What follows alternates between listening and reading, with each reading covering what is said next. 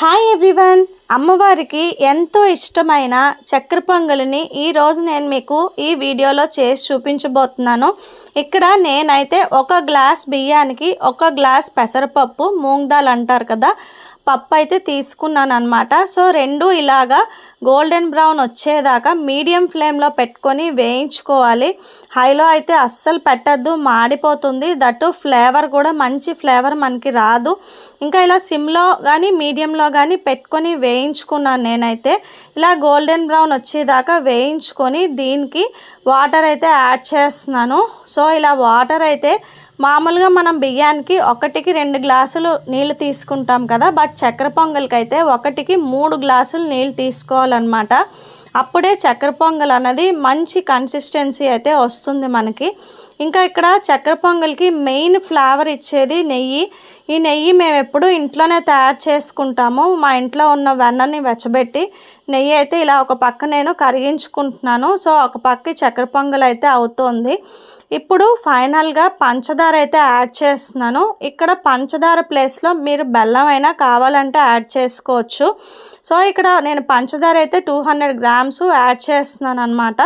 ఎందుకంటే ఇక్కడ దగ్గర 400 గ్రామ్స్ మనకి రైసు పప్పు కలిపి ఉంది. సో దాంట్లో సగం క్వాంటిటీ షుగర్ అయితే వేస్తున్నాను.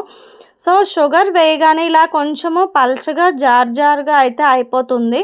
కొంచెము మీడియం ఫ్లేమ్లో పెట్టుకొని తాపీగా ఉడిగించుకొని చేసుకోండి.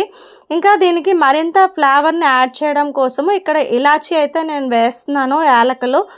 ఇంకా ఇందులోని డ్రై ఫ్రూట్స్ కూడా మీకు నచ్చిన డ్రై ఫ్రూట్స్ మీరు యాడ్ చేసుకోవచ్చు. జీడిపప్పు, బాదాము, కిస్మిస్ ఏవైనా సరే.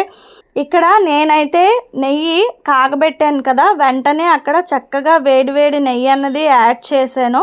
మంచి ఫ్లేవర్ అయితే వస్తుంది నాకు వేయగానే నెయ్యి. ఇంకా ఇప్పుడు డ్రై ఫ్రూట్స్ కూడా నా దగ్గర అయితే బాదం ఉన్నాయి. బాదాము నేను వేయించుకొని ఇందులో యాడ్ చేసుకుంటున్నాను అనమాట. సో ఫైనల్గా ఈసారి అయితే నేను చక్కెర పొంగలి షుగర్తో చేశాను.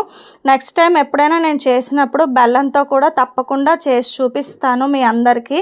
కానీ టేస్ట్ ఎలా అయినా సరే చాలా బాగుంటుంది.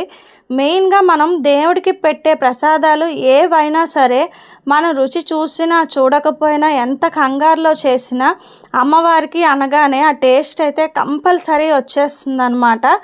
అందుకనే నాకు ప్రసాదాలు అంటే చాలా ఇష్టము. ఎక్కడికి వెళ్ళినా సరే ప్రసాదం అయితే అస్సలు మిస్ అవ్వను. మీరు కూడా తప్పకుండా ఈ చక్కెర పొంగలి నైవేద్యం చేసి అమ్మవారికి ఖచ్చితంగా పెట్టండి. Thank you so much for watching.